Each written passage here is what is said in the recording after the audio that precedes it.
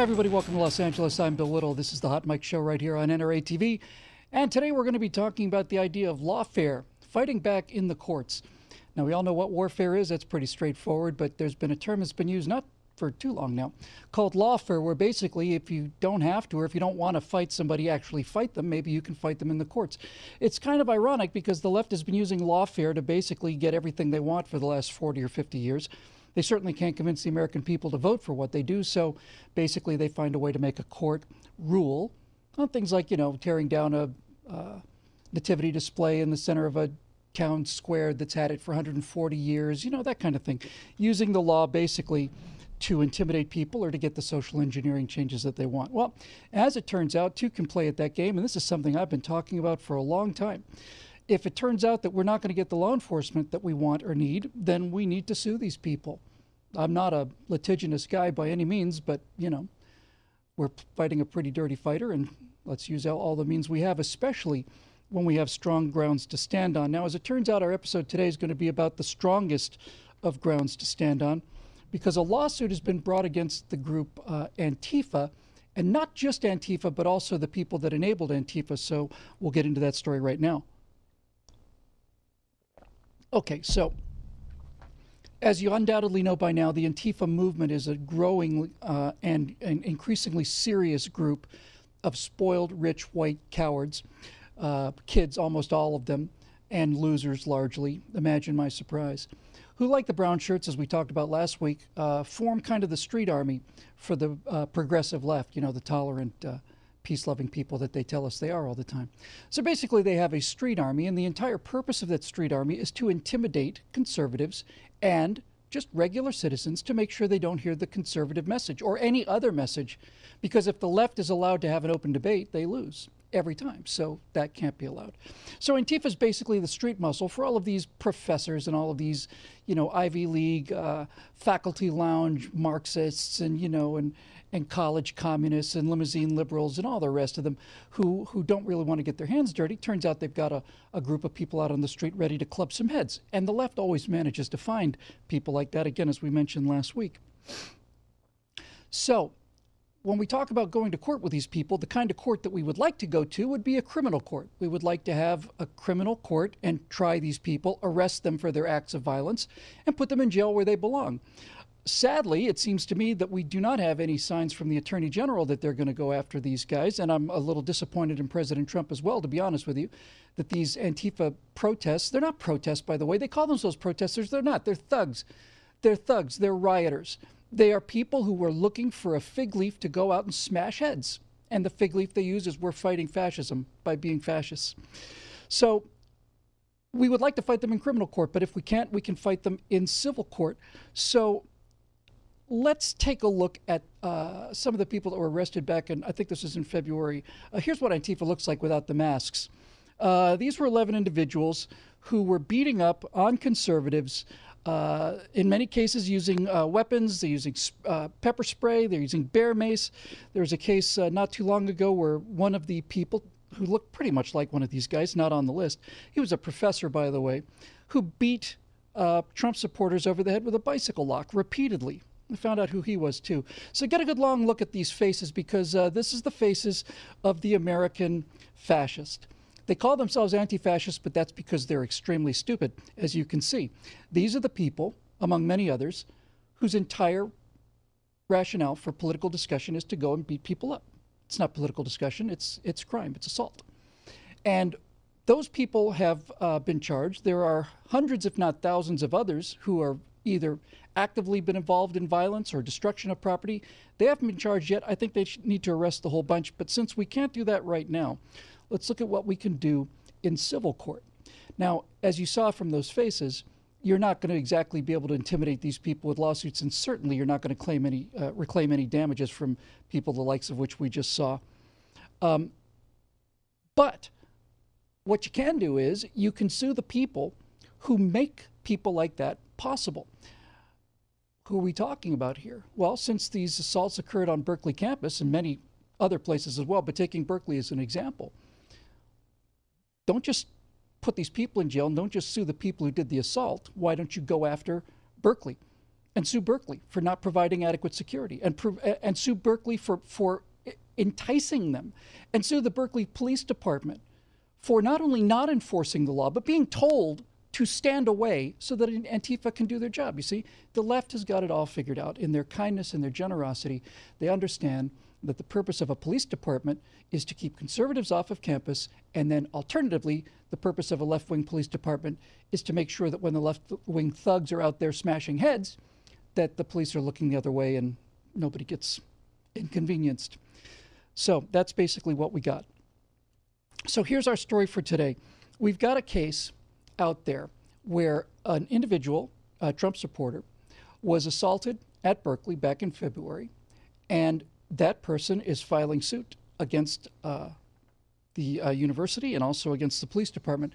So let me just tell you what happened. And by telling you what happened, I'm going to just simply read from the civil case. This is the introduction basically to the civil case. The plaintiff is Clara Robles. So here's the actual reading of the opening of the case. Plaintiff Robles is a resident of Oakland, California. On February 1st, 2017, Plaintiff Robles planned to attend a speech by Milo Yiannopoulos, a media personality and political commentator, hosted on the UC campus at Berkeley. On the day of Milo Yiannopoulos' speech, however, 1,500 protesters, in quotes, gathered at UC Berkeley's Sproul Plaza, and the protesters erupted into violence just 15 minutes after Plaintiff Robles' arrival onto the UC Berkeley campus. Several people, including Plaintiff Robles, were intentionally and violently attacked by both masked and unmasked assailants, and the UC Berkeley campus incurred over $100,000 worth of damage. Plaintiff Robles was attacked with extremely painful pepper spray and bear mace by masked assailants among the so-called protesters because she chose to exercise her right to freedom of speech and show support for the planned speaker, Milo Yiannopoulos. That's the outline of the civil case. So that's what happened. Now, as it turns out, on my friend Grant Stinchfield's show here not too long ago, we had an interview not only with the plaintiff, but with her an attorney. So let's just sort of break down this whole thing and see how we can use the power of civil cases to make up for the lack of criminal enforcement on these people. Let's start by taking a section from the interview that Grant did. And here's Clara Robles in her own words talking about what happened. What happens is I'm talking to some reporter, wearing a Make Bitcoin Great Again hat. And this guy is trying to egg me on. He's trying to say, well, why are you here? What do you want to see here? It's like, well, I'm just another gay Trump supporter, trying to see another gay Trump supporter. What? We're all there to see Milo speak. Mm-hmm. And I just mean, dear God, right as he was starting to just really get to me, I just told him, you know what, I'm done. Some of the people here are protesting peacefully, but the majority of them, look. And then right as I'm giving, my little spiel to the people who are here doing it peacefully, they come up from underneath. A woman actually comes up from underneath and just pepper sprays me in the face. Did you get that? Are we real clear on that? That was happens to be a gay woman who's a supporter of Donald Trump going to listen to a gay speaker who's also a supporter of Donald Trump, Milo Yiannopoulos, and the thugs and the fascists on the left assaulted her. You see, the thing you need to understand about the left, and this is something you can find consistently with the left, is that they will accuse conservatives of doing the things that they actually do. They project themselves as peaceful and tolerant people, but they're the ones who are busting heads and spraying pepper spray and mace. It's not us. We're not macing them. They're macing us. They're calling us Nazis while they perform Nazi tactics to make sure that nobody gets to hear anything other than the progressive agenda on Berkeley campus. So this young woman goes to hear Milo speak. Turns out she's a young gay woman. And we're hearing all the time about how conservatives are at war with the gay community and the female community, the war on women, the attacks on all the LGB and other letters and so on. But no, those people don't get assaulted at Trump rallies. Those people are welcomed into conservative demonstrations or conservative meetings. I know because I've been to a few. The place where they get maced and beaten up is at left-wing places like Berkeley where they're allowed to run riot. Let's go back to Clara and listen to what she had to endure, because it wasn't just Clara. She had a bunch of friends there, and they were attacked as well. One of my friends gets beat, with these flagpoles that they're protesting, peacefully with.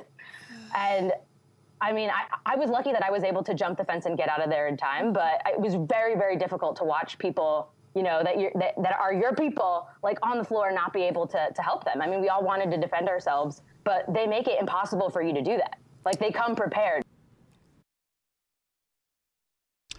And by the way, let me apologize for my 58-year-old eyes here and the type that's a little further away. It's not Clara, as I mentioned, it's Kiara Robles. My apologies for that. So Kiara goes to hear Milo Yiannopoulos speak on Berkeley. Now, remember, Berkeley prides itself as being the home of free speech. Berkeley is basically where free speech was born, according to the people at Berkeley. But that's not what happens at Berkeley. What happens at Berkeley is you get your left-wing indoctrination. You pay a heavy price for it in terms of what the tuition costs their parents. And these kids go to school, and for the first time in human history, as far as I'm aware, and I know human history pretty well, it's the first time in history that college kids have gone to college and come out stupider than they went in. They come out with more limited vision than they had when they went in. They come out with more isolated experiences rather than more expanded experience than they did before they went to the university. Everybody understand how it works? That's the left in action. Colleges now are places to have your prejudice reinforced and to make absolutely sure that the university is a safe space for you where you're not triggered by hearing an opinion that may be new to you. That's America, at least in Berkeley, California, in 2017. This is what 20, 30, 40 years of the progressive agenda brings us. A university that's proud of the fact that they are there to make sure that their students don't learn anything new. It's disgraceful. It's absolutely disgraceful. In any event, you have the evidence, right? That's a pretty clear case. You've got a person who didn't do anything. She's simply there to listen to a person's speech. She's exercising her First Amendment rights. She's assaulted, and fortunately for Kiara, I'm not happy that she was assaulted, but I am happy of the fact that nowadays there's something like 160 million Americans walking around with high-definition television cameras in their pockets, and so the video evidence is there. It's indisputable. There's no question about who was who or whether it happened or not. And since that video evidence is so indisputable, turned out that an attorney who's on our side, a fellow named Larry Klayman, decided to take the case. And I suspect Larry is going to have a great deal of evidence and a great deal of a structure of a case that he's about to make.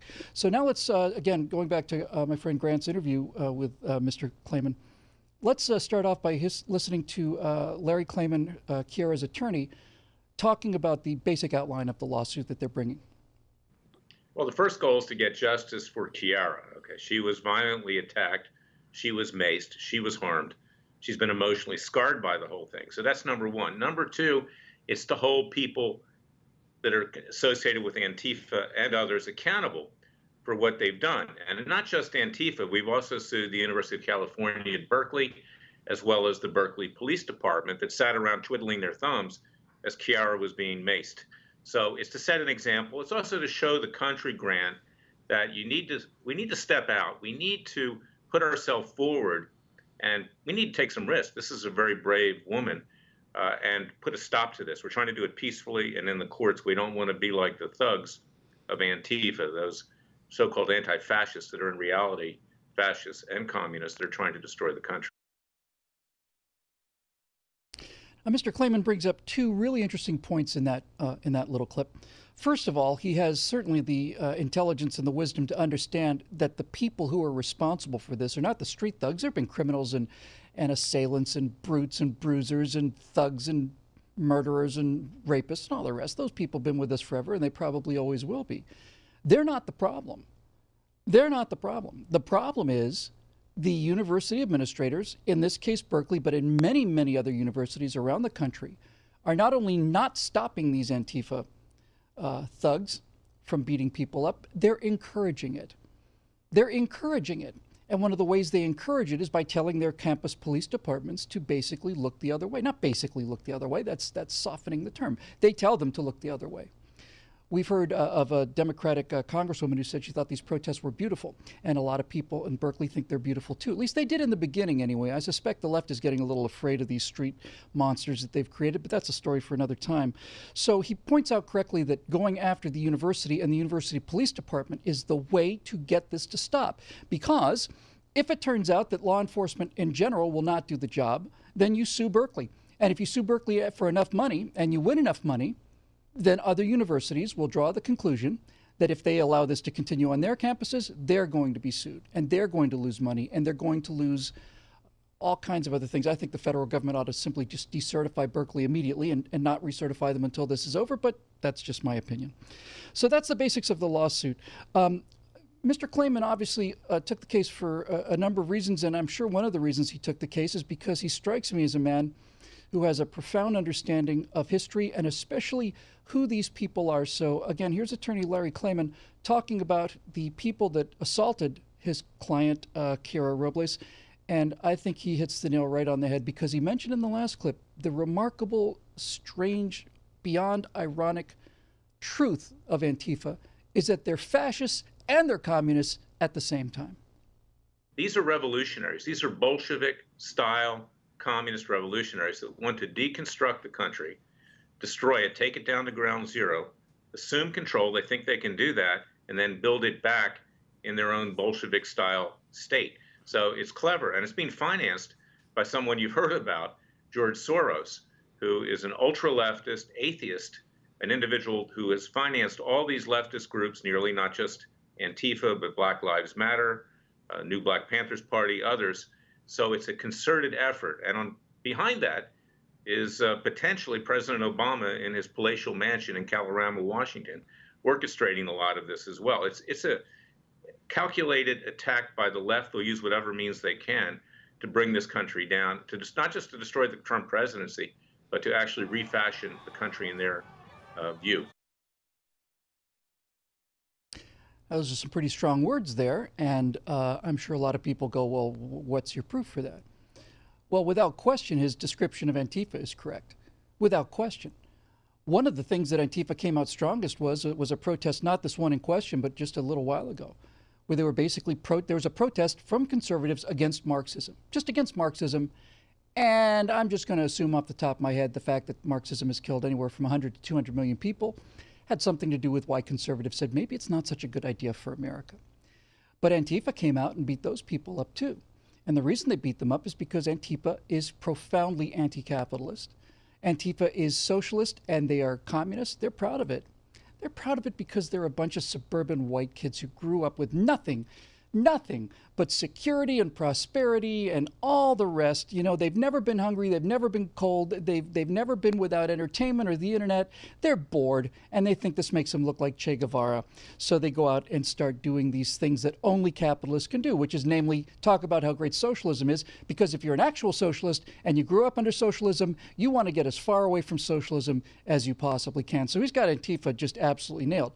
Now, the two other charges he brings basically in that thing, not legal charges, but accusations certainly. One of them goes to George Soros, who's a name that we should know pretty well by now here at the NRA. George Soros, if I had to make a case, I think I could make a pretty compelling case to say that George Soros is one of the most evil people alive on earth today.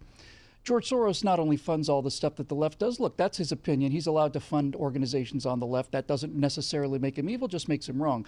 What makes him evil is that George Soros was a Nazi collaborator. He's Jewish, and he was a Nazi collaborator, I want to say back in Hungary. I'm not 100% sure about Hungary. I think it was Hungary. And George Soros later went on to make his billions of dollars by speculating in the British economy and basically crashed the pound and made a ton of money doing it. George Soros is behind virtually every organization that is out there trying to destroy the essential quality of America, the essential e pluribus unum quality, the idea that people come here from all around the world, different races, different cultures, different religions, different languages. They raise their hands, they become citizens, e pluribus unum, out of many one. Somebody who takes their citizenship oath is as American as somebody whose ancestors came off the Mayflower.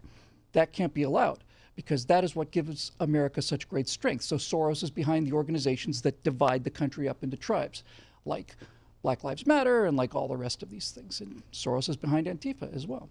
And then the charge about President Barack Obama, that sounds a little dramatic, doesn't it? Well, let's not forget that under Barack Obama, his Justice Department invited Black Lives Matter leaders into the White House, where he and Attorney General Loretta Lynch told them they're doing a great job, keep it up. And Barack Obama, for the first time in history, as I'm aware anyway, has decided to ignore what is one of the most decent and appealing things about American Republic, and that is that the outgoing president has the class, the dignity, the compassion, and the respect for America to shut up and go away. But not Barack Obama. He's determined to lead the resistance against the people who legally seceded him. They won. We won the election. Barack Obama said elections have consequences. He's right. We won. They lost. But that's not good enough for them. So they're going to fight back, and they're going to start their underground resistance led by the former president of the United States of America. It's an absolute disgrace. And we've got more disgrace coming up when we come back after the break. We'll be talking a little bit more about how this court case is going to unwind, and that'll be in just a minute or two right here on NRA TV. I'm Bill Whittle, and this is the Hot Mic Show coming to you from Los Angeles, California. One person is in custody connected to the deadly shooting of an Indiana police officer. At least 2 snipers fire on police from elevated positions. Mourning the loss of an NYPD officer and single mother. Our country's law enforcement officers represent the best of American courage. Yet today, a deceitful media has put their courage under fire, making the job more dangerous for our police. 45 cops beat their wives. How many of you are going to go home and beat your wife tonight? Pigs in the blanket, family bacon. Pigs in the blanket, family bacon.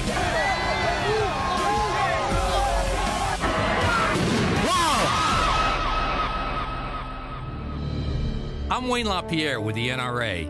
It's time we honor our law enforcement again.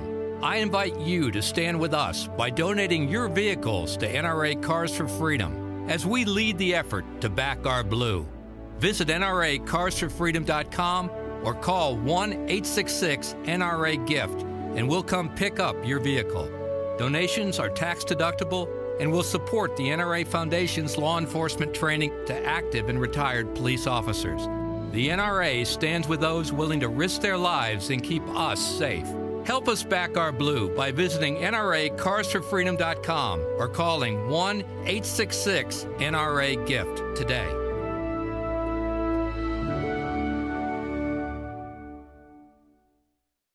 I'm Coleon Noir. I know you bought this little black box so you could binge watch some overly pretentious crime boss serial du jour from the paid cable entity currently reputed to show the most skin. But what if I told you that you can stay up to date on all of your Second Amendment issues, news, and NRA lifestyle programming for free? All you have to do is click the app and download.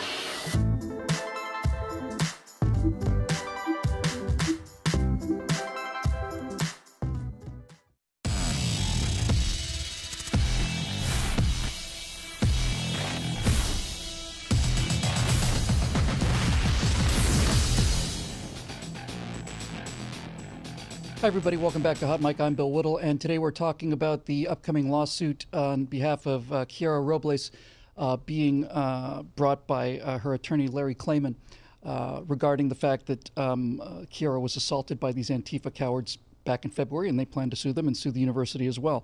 You know, we talked about this earlier before the break. Why is it that we are having to resort to civil cases like this? Why aren't these people simply being arrested? Why don't they just go in and arrest all of them that commit acts of violence? They want to protest, that's their right. But when they start smashing windows, burning cars, assaulting people, take them away.